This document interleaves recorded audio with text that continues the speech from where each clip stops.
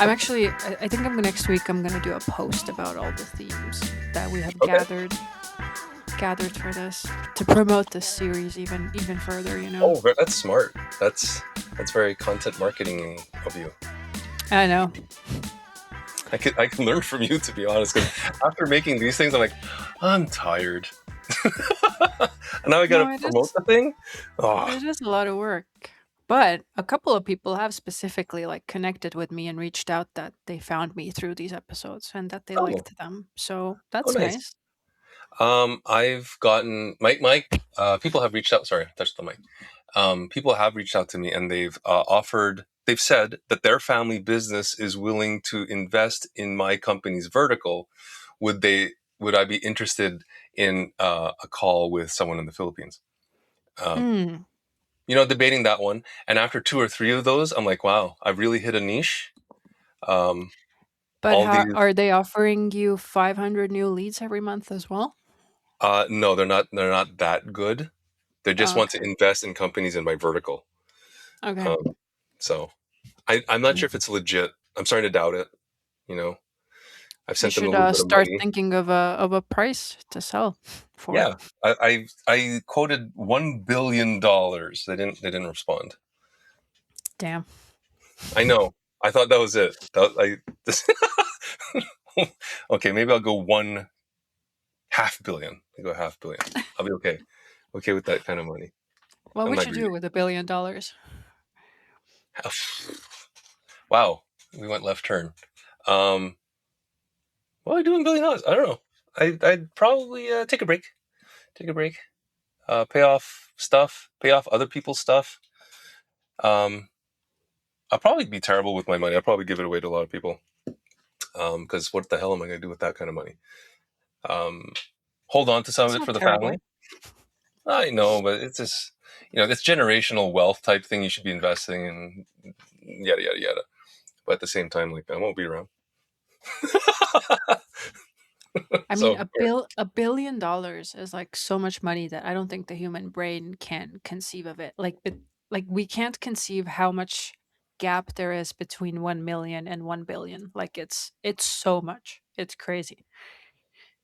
if you spent how many dollars per day would you have to spend $1 billion? I know that's literally a math problem that we could literally do, but my hands aren't my keyboards and Let's I don't not have embarrass ourselves on this podcast six with math dollars. Is it skills, $6? okay?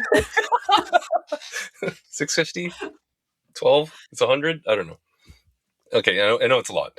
Um, yeah, it'd be Yeah. nice though, but no one's giving me that kind of money. Not All with that right. attitude.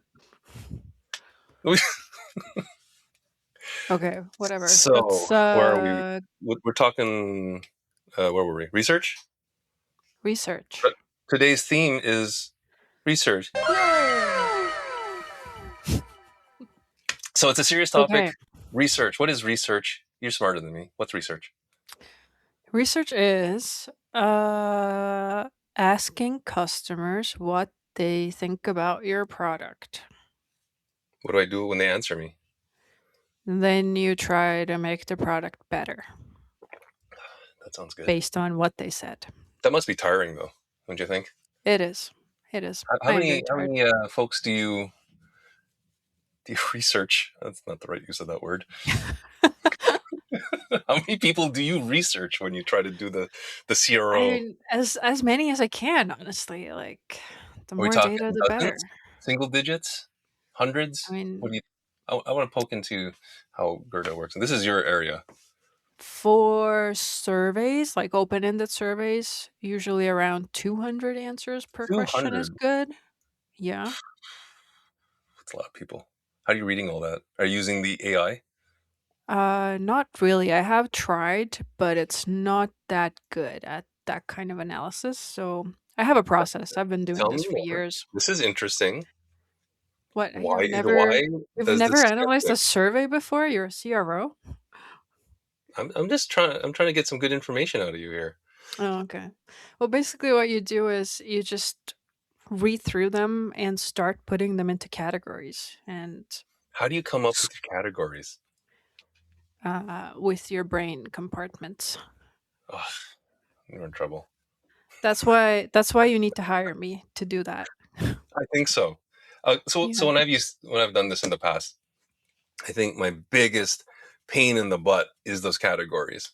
So how can we, different depending on the surveys, like what can we do better? And they say they bitch at you, and you're like, Mhm. okay, there's seven things in here. It can go into seven categories. Then What it should goes we? into 7 categories. Like, Right. one But answer then can you go have into adjacent multiple categories, categories. and you gotta start blending and merging. And 200. How do you get it all? How do you get through 200? I'm just asking. How? I mean, yeah, the key is to kind of try to make the categories as different as you can. Hmm. And sometimes you can't. Sometimes there are 20 different categories for So, 200 answers, and that's fine. so tell me how AI is not as good at doing this. Because it doesn't really understand the full context. Hmm. Um, I don't like trying to think of a good example, but often, the statement is something about like, I didn't like this because of that, and then it creates a category based on like the secondary consideration in the sentence or Yeah, something like that. yeah, Or even the first consideration when the secondary is also important and should be its own category. Like, there's so many nuances, I think, yeah. that it just kind of misses, and you can miss so much important stuff that is between the lines. And often, people misspell things, or even, like, the company will have its internal lingo about specific product features or whatever, and then customers naturally will like forget what they are and call them their own word, but you as the Yeah. researcher are supposed to connect those together, but Hmm. AI sort of can't. And the other big thing with AI and qualitative research is that, what is the point of doing qualitative research in the first place is to get close to the customer. So why would you kind of like insert another layer of something Because I'm between yourself lazy. and the customer? It's 200. I I'm mean, lazy. I don't have time. 200. well, One. then I then read you one. should go into growth and do math problems, not What? analyze qualitative data. Each one will take you 5 minutes. 200 times five is more than a handful. That's gonna take. That's gonna take some serious time. Well, yeah, but it's worth it because you When do can you go? uncover. Do you go through all the survey answers, or do you go? We have enough. At what point do you I go? mean, We have if there's like 1,000 answers, then yeah, you'll take a sample of enough. it, Mhm. randomized sample. But if it's like How a do you couple hundred, randomize sample? I'm trying to trying to tease out some practicality here. How do you? Um, we is it have is it good at just we going? have custom made tools for that and cheats Oh, and stuff like built specifically for this process. is the custom tool more than just random? Excel sheet Um, random. I can't confirm or deny. I cannot confirm or deny. That's the complexity. It's very complex. Yeah, I can't give away my industry secrets.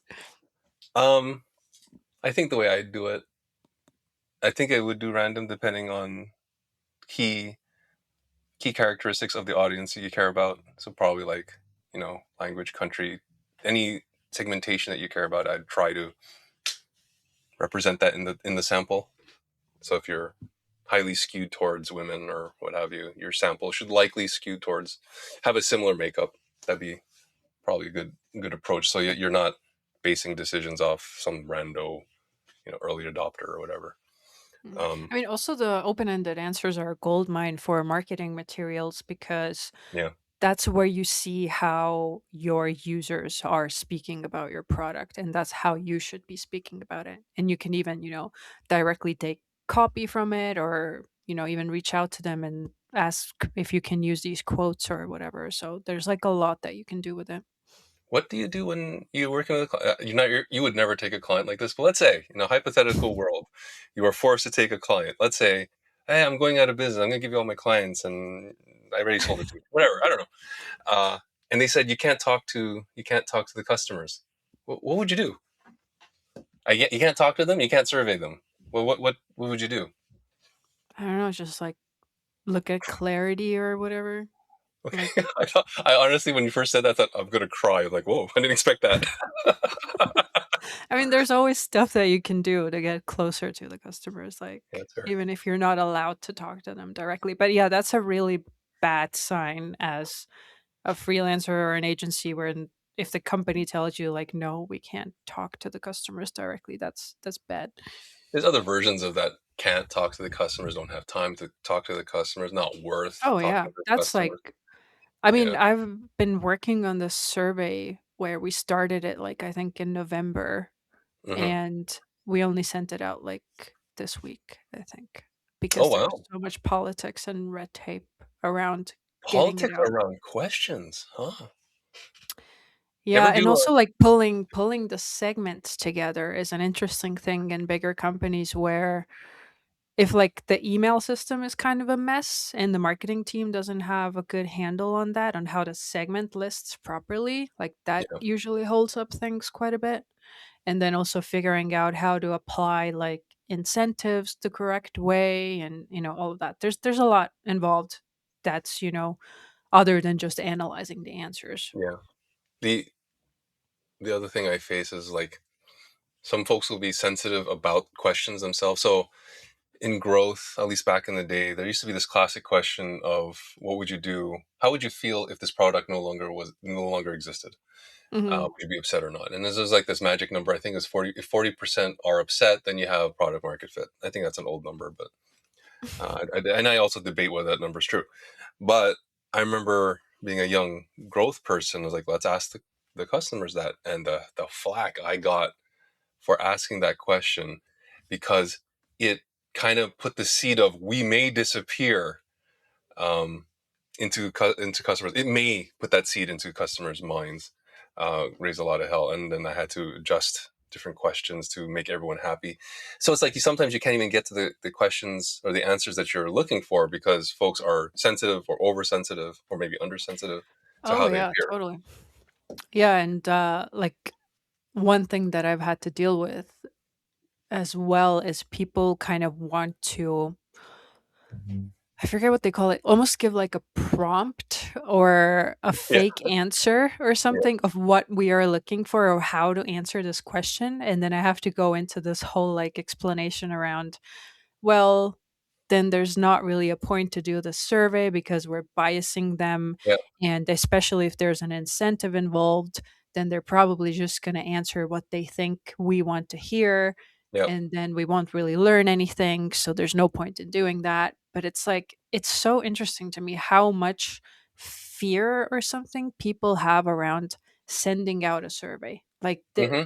Like it's so and they can't even like really name what the fear is really based, but it's like if you Unsubscribes. They're going to say yeah, that. I guess so. They And don't it want to get unsubscribed. and I mean you're sending emails to them every single day and then Yeah. you think that this like one survey is like the tipping point where everybody's going to unsubscribe and the company will unravel or something. I love the bias Like, questions. Are we the best or just really good? Which is it? please tell us Please tell. specifically what you like about us. Um, Okay, questions from the community. Let's go. you're answering this one because I don't know how to answer this. Actually, Oh. the words are too big for me. Um, without without big query level stacks, how far can teams go linking behavior to revenue, GA, etc.? Not far. Not very far at all. Are they? I guess they're saying if you don't have tracking. If if you don't have like raw data in a Yeah, warehouse, I think. you don't even And need warehouse. You just need you need data. You don't need big. I personally don't think you need. I just touched my mic again. No smart. well, I guess it also depends on what kind of company you're working for. Like if you work for e-com, then Shopify shows your revenue pretty easily, I think. Hmm. Hmm. But if you Also, work in a B2B where, things are not so black and white, then you yeah, have you to have to tie assign together things. yeah, you have to assign some kind of monetary value to the lead, and then the Yeah. sales cycle is 2 years or 6 months or whatever. It's not instantaneous, then it gets super complicated. So how far can you go? You could go. You'll have to guess, but you won't go far. Mhm. Well, you won't go far from an ROI perspective, and then your program's kaputski. Um, I'm just saying. If you can't tie it to a result, then what? We ran some tests. It looked good. Like, can you imagine giving that presentation where we ran a test? Things looked positive. We're not 100% sure because we can't tie the data. So, yay. No, but like that's how a lot of tests are run though. Yeah. Like Well, I've seen a lot of tests go, well, the numbers don't look bad. And it's not even a split. It's just like looking at a graph and goes, well, it didn't go down. So good. mhm. All right. So I guess the verdict is connect it, won't go that far. You should be Yeah, able I to, but mean, in most cases you y- should be able to find it. yeah, you should have capable people within your team who can work with raw data and different kinds of data sets and be able I to would tie it also together. argue that if you have an A/B testing platform, the thing don't run too good if you don't have data. Yeah, that too. You typically can't make it work unless it has some data feedback into it, or else it can't spit out an answer. Mhm. So um, the data's around. Try to get it. All right. Okay, next one. How should personalization programs be structured to scale? Strategy, ops, governance. That's What a is what is your background with personalization? Like I don't have that much experience with You it. do. I bet Um you do. You do. You just don't think you I do. mean I have opinions. Okay. Have you run? Okay. Let's be. Let me poke around there. No, this you have to answer first. This is your Okay. question. No. Well, I was going to say this is very fucking nuanced. Um, because what does scale mean from 0 to 1, 1 to 100? That's the first thing. Second thing is how broad is your personalization? Because let's just take a step back. When you do A/B testing, you're you're optimizing for an average. All the people are in your funnel. Personalization is when you look at the funnel and you see an opportunity and go, well, if I segment them out, I can break this out into different experiences and optimize for those different flows. So if someone's getting to stage 2, if they are tall, I can't think of great segments right now, then they get tall clothes or what have you. Then that's when the personalization comes in. Um, so you, I would argue, already know how to do this. I would say. Have you ever ran an experiment towards a segment of people, like an audience targeted towards a group, or you just run it I towards mean, yeah, everyone? I guess you're right. Like I don't think of that as personalization But it or is. whatever. I guess so. Yeah, you're right. It You is a are different correct. experience for. This is all about rebranding CRO into something more useful. Yeah, when I Um, think of personalization, I think of like in one of the previous episodes we had that question around personalization plugins where people expect that every person that comes to your website has see something. sees like a different experience or There's something different like layers, right? You yeah. can go broad rules, different smaller lookalike audiences, then 1 to 1. There's different um, levels of it, but you have to have the traffic. So you shouldn't be going personalization unless you have enough traffic for it. You shouldn't be going unless there's enough opportunity in those stages. So how do you structure this to scale? It depends on what kind of org you're in. Mhm. Um, you have to have a lot of stuff to make it work well. But the way I would do it in sort of a portfolio type thing, you should always have this bucket of work where it's you're iterating on stuff that exists. You're always monitoring if things are still working. You should always have a section for your kind of like my guesses of what's going to work. So you should always have this portfolio approach, similar to CRO, right? But there's an extra layer of monitoring if a thing is working. Because if you have to know if your personalization is not delivering the results anymore, then you gotta rotate it out. So it's very very similar, to be honest, to CRO, except there's an operational layer and a lot more people hating you because you have to have the different variations for the different audiences. Let's say you only have 2 audiences. That's double the creative.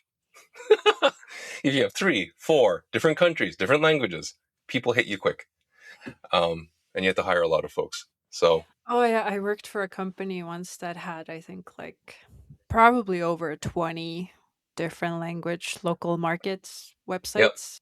that all needed to be synced, properly, but also needed to be different based on local rules and regulations, Yep, and then also like the same phrase, even if you translate it, for example, no, it like in doesn't work. some languages it's like this long, in some Yeah. languages it's this long, and then it starts to influence the entire design of the page and all these like weird considerations. So yeah, it's hard. There's also other aspects to that to consider for internationalization, where it's not just translation, it's transcreation.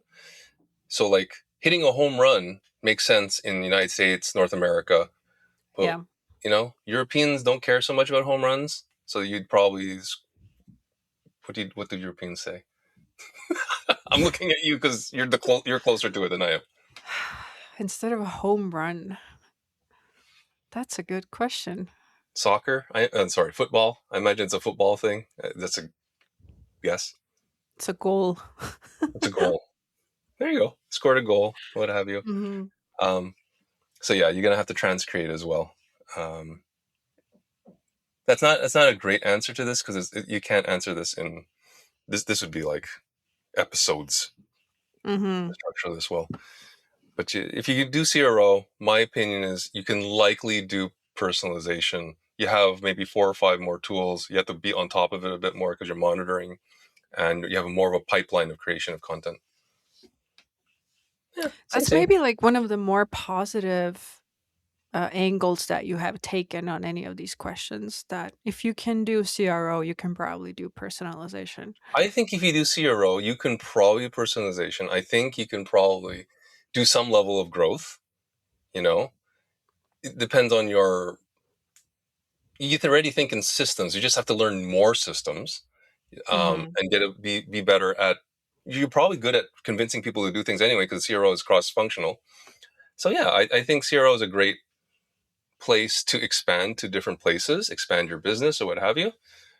I just think if you're only on CRO, you might in house. I think you're going to be squeezed a little bit. That's my take. Just a little Hmm. bit of a tangent on this question, though. No, I think it was pretty good. Has another personalization question. How do you further personalize automated outreach effectively? Mail merge. No, I don't know.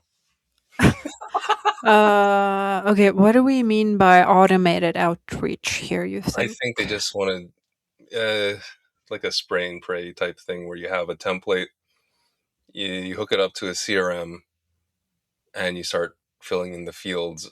Let's say you have a loyalty program Hmm. or something to that regard, and you know what stages the person's supposed to be in. Are they adopting? Are they engaging? Are they retire? You have to resurrect them, what have you, and you kind of want to bring them to the next level or out of a bad level. So you have triggers in behavior. So the trigger would fire off an email or an in-app message or on-site pop-up with information you pull out of CRM of some sort. So how do I personalize How do you auto? further it? How do I That's further such a funny way to put it. collect better data? I think that's one of the big ones. You have to know Hmm. the life cycle better. Um, you need to know what signs identify you as beginning of your life stage and whatever. Once you have those data signals, then you could trigger off them and pull that data in from the serum. But yeah, it's another one of those I can't answer that in 30 seconds type questions. It's Mm. Yeah, I guess I would also go back to my research related thing that I said, that keeping the lists like organized and clean the more yeah, you grow is important, because like, yeah, even with surveys or emails or whatever, like if you get to a certain scale, you'll start to see people answer things like, "Oh, why am I getting this? Like, this doesn't yeah, make sense for me because I haven't taken audit, this action that you said that I took," or whatever. So it's like, and it's hard to like keep it like 100% yeah. perfect, obviously, but yeah, I think it's kind of like one of those things that you need to think about before you really scale. But it's, yeah, one of those, I don't know, what do you call it? Like, it's hard to think about it when you're very small. And then suddenly when you Yeah. grow, then you start to think about it, but then it's kind of like too late. I don't think that's avoidable though. I think you're going to run into, oh man, this is all messed up. and Yeah. then you have to start thinking about rules around what qualifies you for a list and what disqualifies you for the list. Like people usually go in Hmm. only; they don't think about out. Not that often. Um, so it's just someone has to face pain Yeah. eventually. I think that's what happens. It grows. Someone cries. Karen quits, and then you gotta. Oh, what a mess! We gotta fix this. Yeah, it's like even actually like when you're quite small or like a certain part of the list. Like the other day, I was looking at a list that I have, and it is maybe 300 people who I Mhm. wanted to email about a specific thing. And there are already people who have gotten on the list through, I think, three different paths or through three different offers or something. Yeah, And I just like completely mentally crashed out as I couldn't figure out how to send one email to yeah, all of these people. And then I'm like, yeah, is it worth my time to craft three different emails for 300 people? Like, I don't know. yeah. What is the upside here?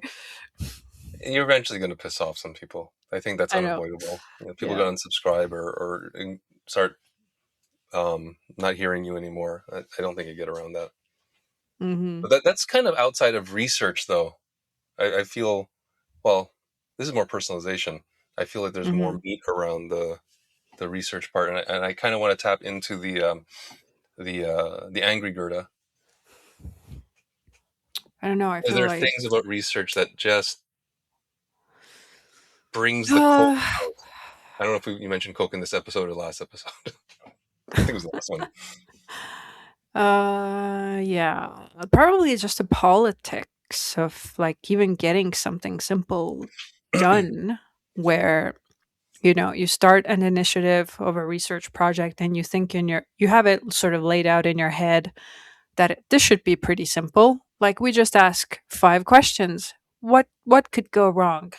Yeah, And then you put it in front of like three people and they all have opinions and they all think that the questions are wrong and they all think that the segments should be different, and suddenly it just snowballs into this thing, and yeah. by the end of it you can't even recognize the original initiative anymore or you remember what the purpose of this research even was. So yeah, that's a hard battle. Have you ever heard of the phenomenon called bike shedding? Did I mention this before? No. So, and I'm sure I'm butchering this example out up where let's say people are working on a rocket. A rocket's fairly complicated. I don't know how to do that, but but a bike shed is easy for people to figure out. It holds a bike. Hmm. So something complicated like a rocket, they're not going to have much commentary because they can't understand it. But if you're trying to Mm. figure out what color the bike shed is, everyone has an opinion, valid or not. I feel a survey, if you're just asking questions, everyone's going to have an opinion, right? So I think a lot of that is facing bike shedding, and the trick is trying to get them to focus on the answer you're trying to get to and not get so distracted. And I don't know how to solve that personally. Um, you probably have more insight there, but I know that often at times I struggle with just trying to getting people off the minutia of it probably doesn't matter when you don't have data to say it doesn't matter. Hmm. Anyway, just putting that out there. Yeah, that makes sense.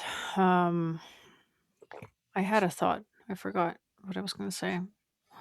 Well, why you do that? I'm going to ask ChatGPT. How do About what color the bike shed should be. how do I? Roundabout. Sorry. Define what actually matters. Time box. That's one. That's a great. Actually, that's Mm. Oh I. yeah, Yeah. I was going to say that it's also one of those things where, doing research, talking to customers is like a muscle that you need to exercise all the time. And if Yeah. you don't have the experience of doing it consistently, and you're one of those companies that maybe sends out a survey a year, like one Yeah. survey a year, then it does seem like this massive thing. It's like Yeah. so unfamiliar. You don't know how to do it properly. You don't know what's going to come out of it and whatever, but that's why you have to do it like every month or like make your Yeah. product managers talk to customers every week. So it's not like this big ordeal. So it doesn't really matter. It's just like they get in the habit of doing it. Get And them then it tired. also, You're yeah. wearing them out. And then, yeah, it doesn't really end up being this like 6-month discussion of like how should we ask this one question, because we do it all the time and we get to try next time again. Is it a mean thing to say that in the early days they're going to pay attention? You do it more often, they're going to get busy, and they're going to have less objections, and then you could start doing deeper research because they're just going to like whatever, just run the survey. I got better things to worry about. Is Why that the is it point where you mean? want to get to, where they stop caring what you ask and you can finally ask the questions you want? No, I don't think the point is to stop caring. The point is to stop caring about like the fear and the failure of it, perceived failure that, oh, Mm. there's only the one right way to do it, or we have Yeah, to get it right because we only do it once a year or yeah. something, where it's like that's not really true. Just do it more often. It's like you have to demonstrate with everyone that goes out that nothing bad happened. Mhm. Look, it, and hopefully nothing bad happened. Um, but I've never seen someone go, "Oh, the survey killed the business." Yeah, Um, totally.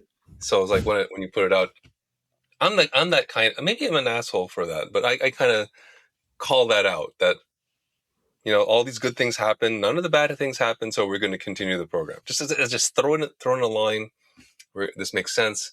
It's a good program, and just move on. Um, so yeah.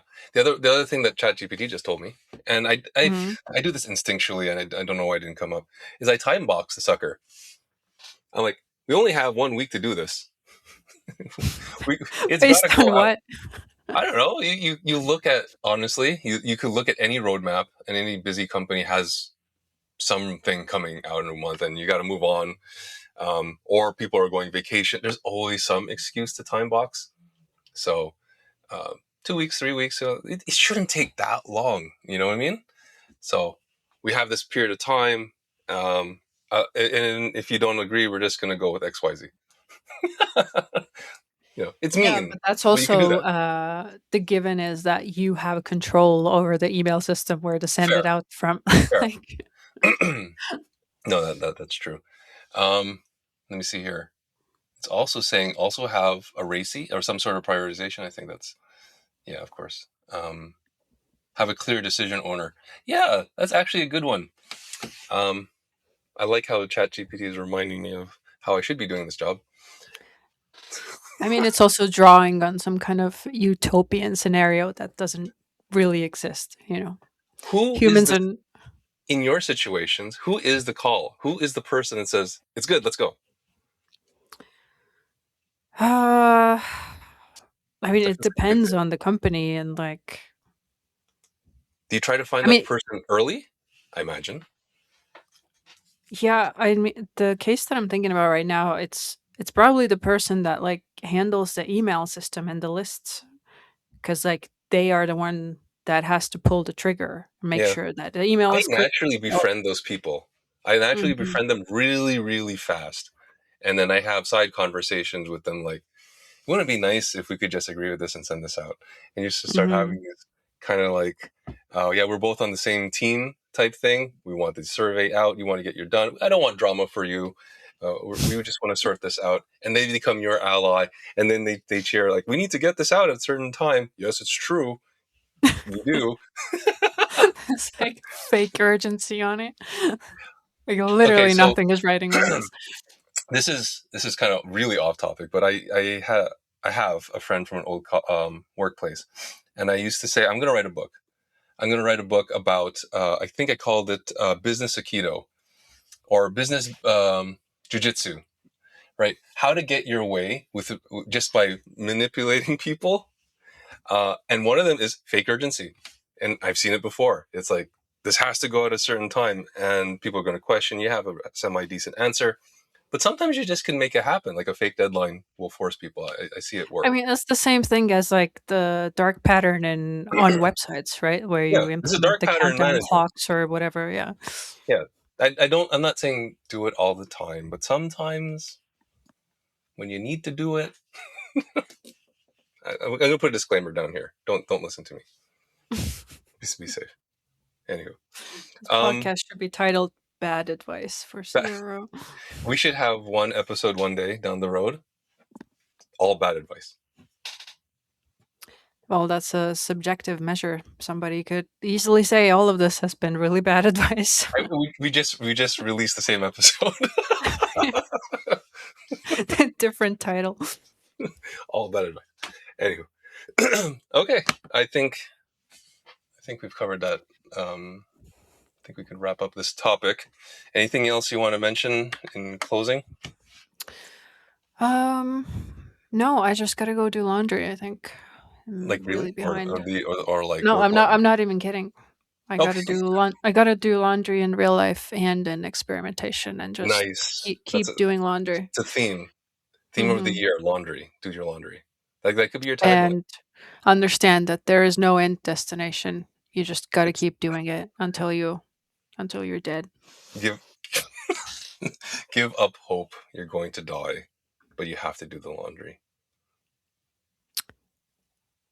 I don't know how you like always go so dark immediately. Like, I mean, having clean laundry is good. It's the opposite of not having hope. Okay, fine. You won't die. That's much later. You'll die later. I'll put later at the end of that sentence. You'll die later. Do the laundry. Life is today. Or hire somebody to do your laundry. Okay, Who yeah. cares? Well, that's what if you had the $1 billion that we talked about before. Anywho, I don't think you know how much doing laundry costs. But okay. it's $1 billion. So that's what I would charge. Anyway, cool. All Okay. right. And until next episode, do your laundry. Bye. Yo.